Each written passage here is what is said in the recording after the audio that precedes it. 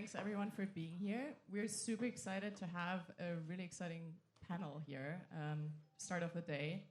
And what we want to do is basically get an insight into what L1s are thinking about ReFi, how they're working on like growing the ReFi ecosystem, what sort of initiatives they're excited about, and yeah, how they view each other's efforts also. So I'm here on the panel with a couple of really amazing people. Let's start off at the back with Jonathan. Sorry, I'm really flustering here. That is who I am, Jonathan. Yeah. Yes, you're right. So Jonathan works for HBAR. Then we have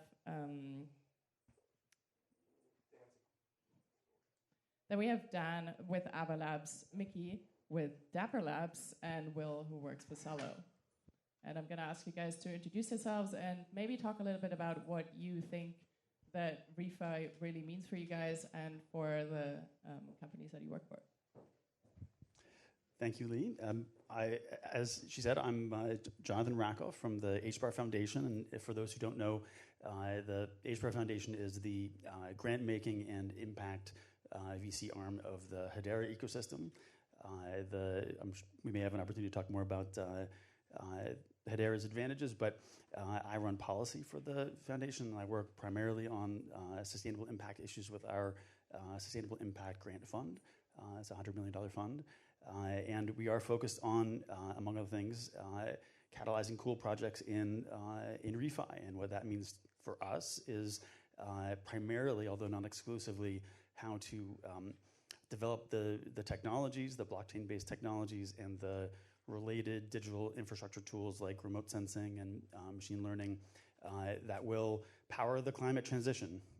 And what that means for us is a transition from our primarily historically extractive economy to an economy that is hopefully more consistent with just transition principles and avoids recapitulating some of the environmental justice issues that have defined the last some decades. Yeah. Hey everyone, my name is Daniel Sequeira. I'm on the business development team, at Ava Labs, the entity behind the Avalanche blockchain, supporting builders build on that L1. At the firm, I specifically work with enterprises and institutions that are looking to build their brand on chain. So we work with them from when it's just an idea all the way down to go-to-market and strategy once they're ready to launch. So when it comes to VCs, fundraising, all that, we'll kind of help them through the life cycle of launching their brand on Web3.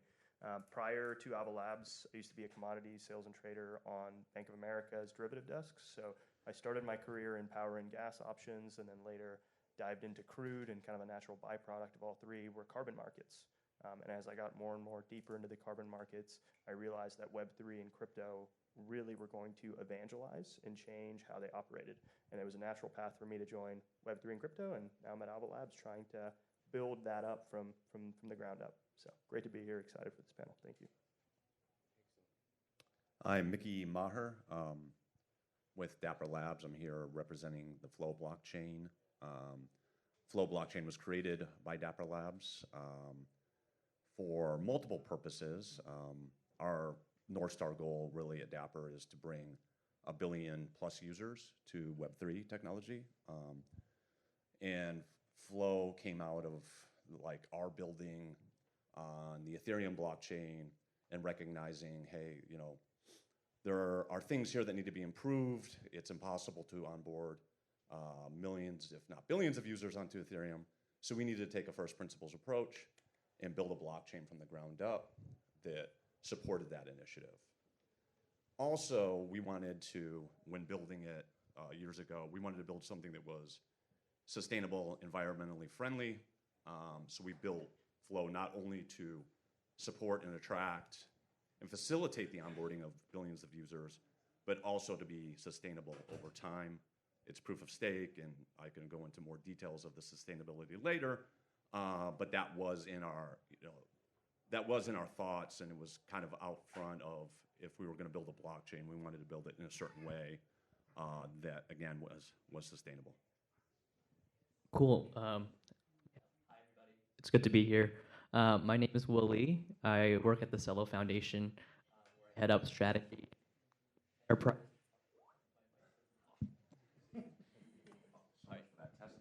remix, part two. Hi, my name is Willie. I work at the Celo Foundation, where I head up strategy and enterprise partnerships. Super excited to be here. For those of you who don't know, Celo is a layer 1 blockchain protocol that's fully EVM compatible with a strong focus on mobile and on ReFi. And so we have a lot of solutions that make Celo very, very easy to use from an end user perspective. We have a very robust and fertile ReFi ecosystem with things like the Climate Collective. We just launched this thing called Ultra Green Money to make Celo even more sustainable. And happy to talk about that in more detail, but I'm super excited to be here. And the second part of your question was like, what does ReFi mean to us and to Celo? I guess speaking personally, I've always been at this intersection of like, my entire career has lived on this spectrum between finance and impact. Started off at Bain Capital, then I moved to like the Gates Foundation, and then like lived in Kenya where I was running a nonprofit.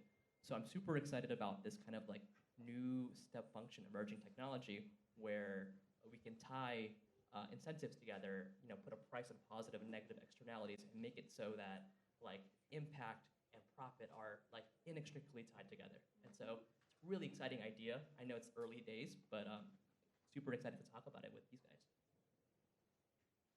Excellent. Thanks for giving back the mic.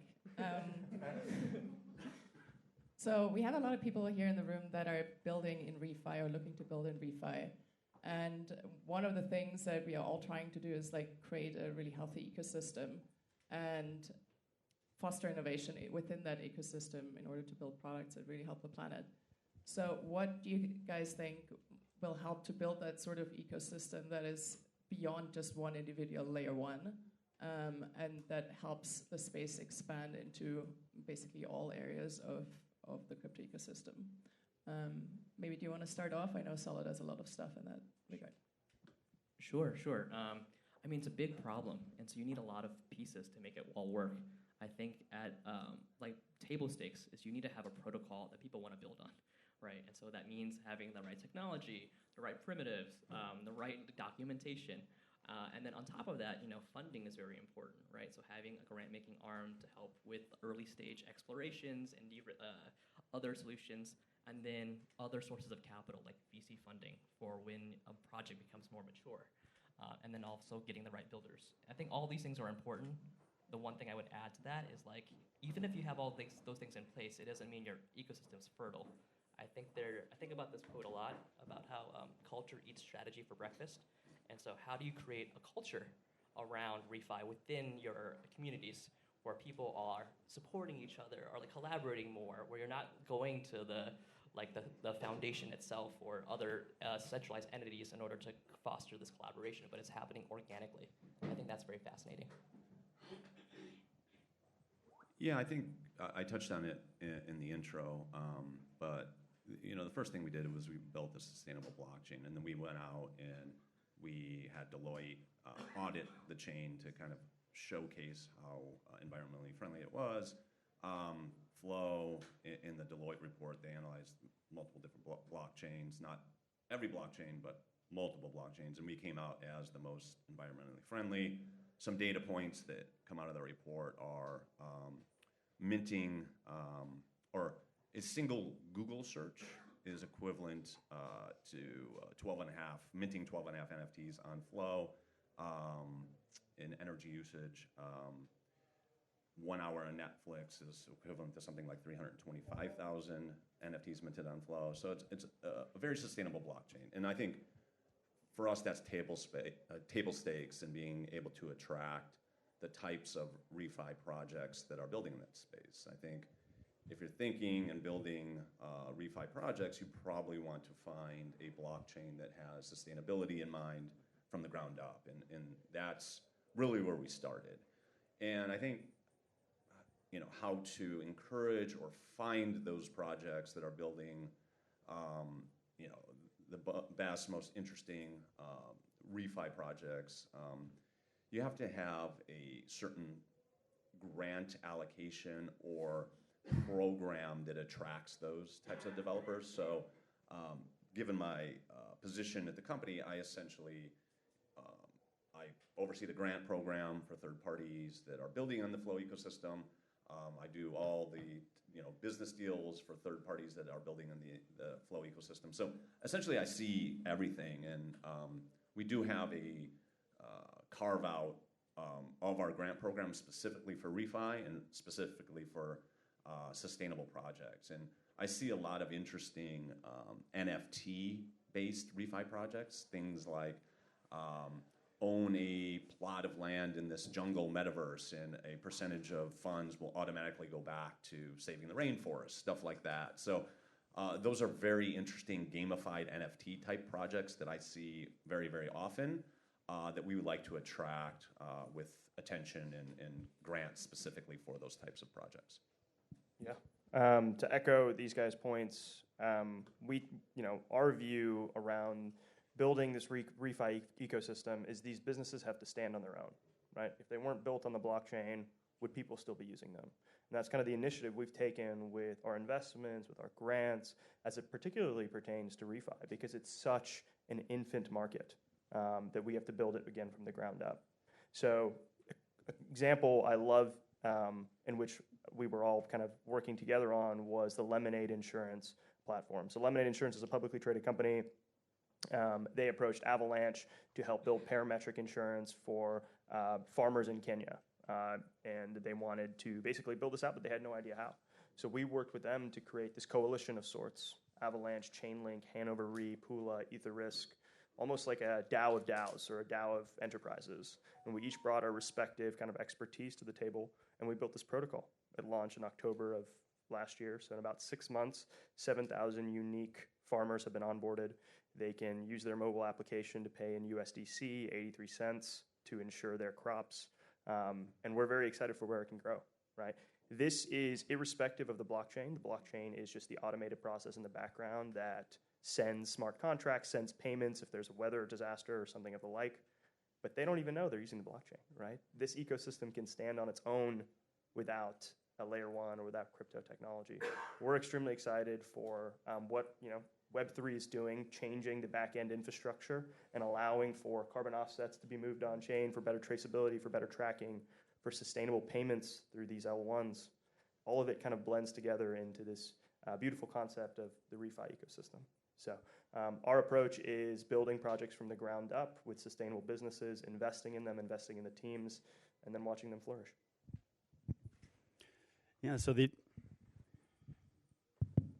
advantage of going last is that my smart colleagues have talked about most of the important issues. We could go on for an hour about what we would need to do to catalyze the best ReFi ecosystem that there could be. But I heard 3 points and agree wholeheartedly with them. The first is yes, you need to assist new ventures with capital and with developer support. So that's what we do at the HBAR Foundation. The Hedera Governing Council has made substantial investments in funding and staff, wraparound consulting support for builders on Hedera, focusing on climate and sustainability projects of a variety of different types. But it's more than that. It is just as you said with respect to sustainability. We have some research that suggests that Hedera is the greenest blockchain, and so there are some researchers that probably want to have a rumble now when they see this. But good news is that we're both sustainable. Well, exactly right. Because the point is, if we're all arguing about who is most sustainable, that is at least where we all want to be spiritually, right? And that brings us, I think, to the third point, which is what Will said: culture, right? We can't catalyze an ecosystem if we're all individually competing ruthlessly to be the greenest. You'd rather competition to be the greenest than competition for something else.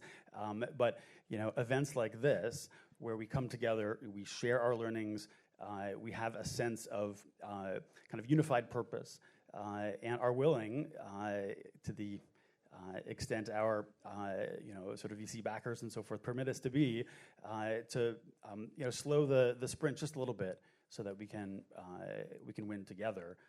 That's really the only way that we will transform the kinds of natural capital markets that have existed for a long time, but in a state that I don't think anyone suggests will get us where we need to go. My background, I neglected to mention before, isn't in finance. I'm a lawyer by training. I spent a number of years in the Obama administration, several in positions at EPA, and what I was left with was a sense that the sort of the classic kind of top-down regulatory strategies for achieving environmental change just aren't working, and we need a new strategy. And so the kind of intersection of finance and blockchain tech is providing hope that I didn't see before. I really love hearing about all these different initiatives and how you guys think really holistically about the space and ReFi. I'm going to challenge you a little bit. Like, one of the things that obviously makes us achieve a greener future in crypto is also going to measure impact. There's a saying that I'm not going to quote correctly, that you can't achieve what you can't measure. So I'm wondering how much of these initiatives, you don't need to go into specifics, do you think are window dressing? Which ones are really going to have impact? And if there's impact, how are you going to measure that impact?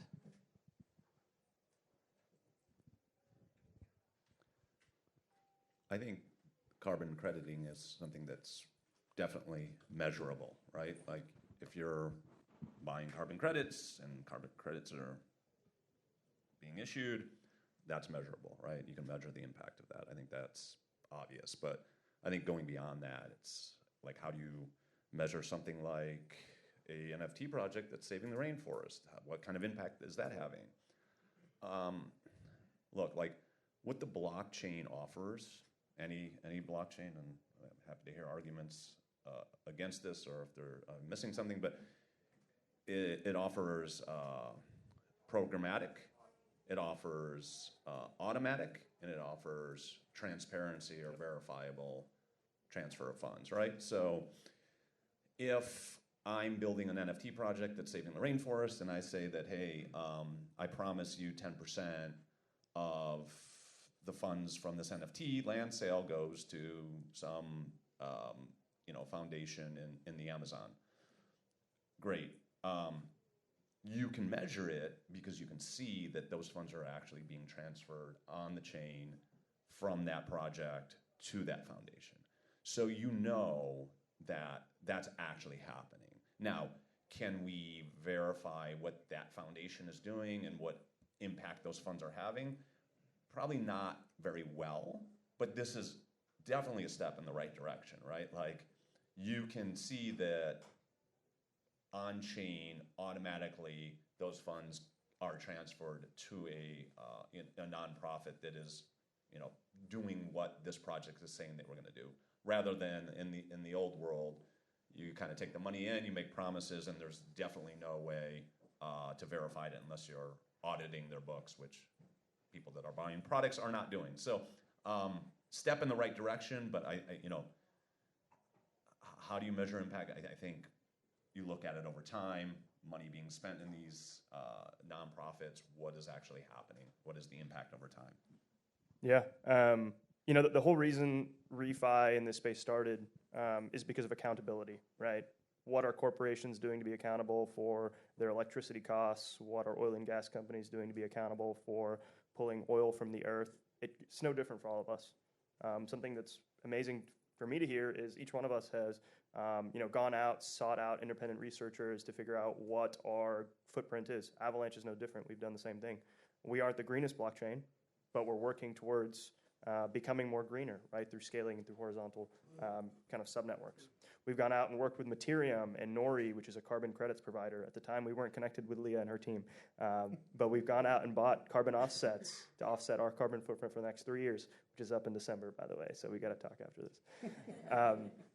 But it's about that accountability, right? What are people doing within Web3 to show that we are businesses, we live on this earth, we're taking care of ourselves and, the next generation.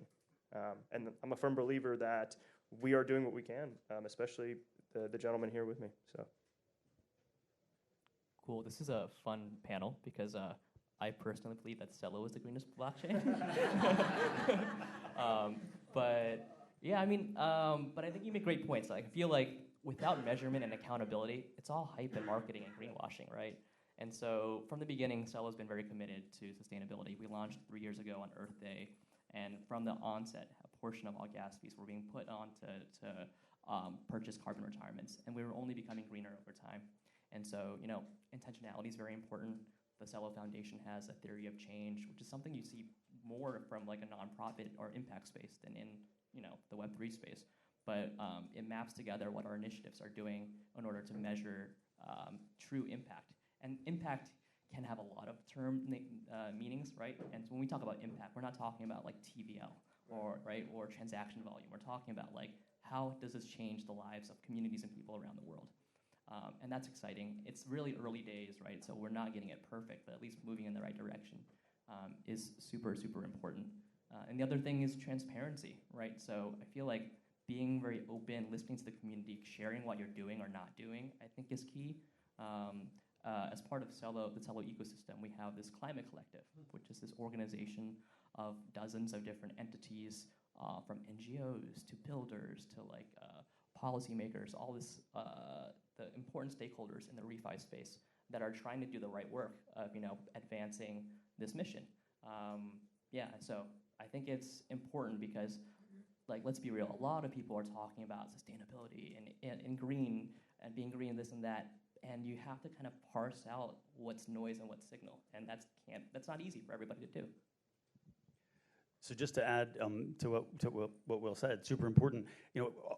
As layer ones or any organization, we all are going to be struggling to set and to meet certain KPIs, right? And those will typically be indicators of sort of activation or catalyzation of the types of projects on our networks that we believe in. But that's not the same thing as the kinds of impact, climate impact that we want to see. So, we obviously, as I'm sure all these other folks do, we have metrics about how many projects we have been able to take to mainnet. We have targets for the level of transaction volume, et cetera. But at the end, what will really matter is there net new demand in the carbon markets? Is there net new supply in the carbon markets? Is the supply driven by new nature-based projects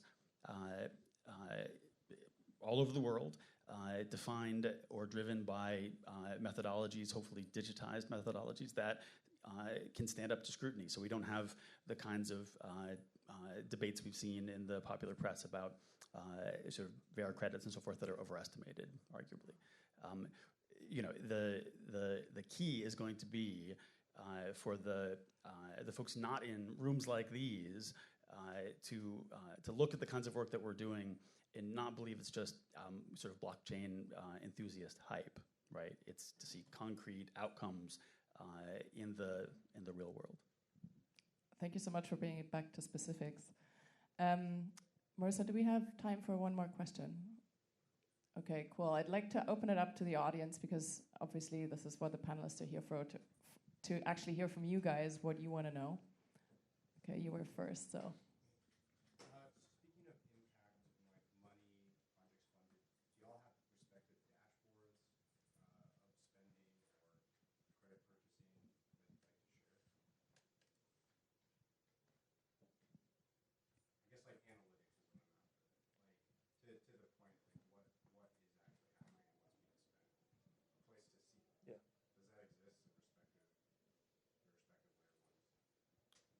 Well, I think that question is extremely tricky because for a lot of layer ones and a lot of protocols in the ecosystem, there is a foundation and then there is another entity that is either working with the foundation or working on behalf of the foundation, very similar to, you imagine Deloitte working for a foundation of some sorts. So from a foundation perspective, yes. For Avalanche, there's a way to track how we're spending funds from different wallets as it's all on chain.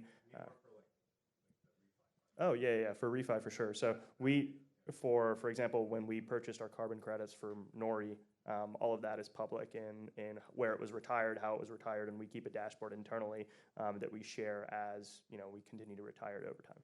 Yep. Yeah, so there are lots, similar idea, right? It's a broader ecosystem, so there's no one central entity that controls the data. but we do have a lot of different organizations within the Celo ecosystem that are focusing on refi. So I mentioned the Climate Collective, right? So the Climate Collective issues reports very frequently. They're part of lots of different steering committees with like World Economic Forum, other organizations that are kind of reporting out on this sort of stuff. A few other things I wouldn't call out. So Celo has stablecoins, and then as part of the design of the stablecoins, a portion of the reserve to back those stablecoins are meant to kind of be natural capital-backed assets. And so over time that will grow, but you can look in a reserve transparently and in real time, see what that number is to show how close we are to that mission of getting more and more capital backed by things, right? This is the idea that if you back money with things you care about, you'll have more of those things. So super excited about these initiatives. So it's a super important question, but I think we also have to recognize that everyone up on the stage here and many others, we are building the plane as we fly it, right? So the ball's in motion. If we really have a commitment to taking, in the case of the voluntary carbon markets, for example, taking a sort of an analog market that never really got off the ground, digitizing it and accelerating it, that we need action on many fronts simultaneously. And so, for example, we have, and others have as well, been working closely with the carbon registries as they, offering public comments and in consultations and through other vectors to help them think through how they're going to embrace blockchain technology and other tools for digitization. And until we get a little farther down that road, the dream of sort of some central kind of transparent repository of all this information will not be realized. But I think what you can put some stock in is that everyone here takes transparency as sort of a core value, and in the case of Hedera, perhaps in some settings, not in our financial interest, we're committed to open sourcing most of the tools that our partners with our funding are building. So we'll get there. Unfortunately, we're going to have to wrap it up here. Thank you so much, guys, for sitting here and answering my questions and the audience's questions, and for helping me out at the beginning of the panel. For anyone who didn't have all of their questions answered, the panelists are going to be here in the ReFi House, so feel free to grab them and grill them. Yeah, that was it. Thank you so much. Thanks, guys.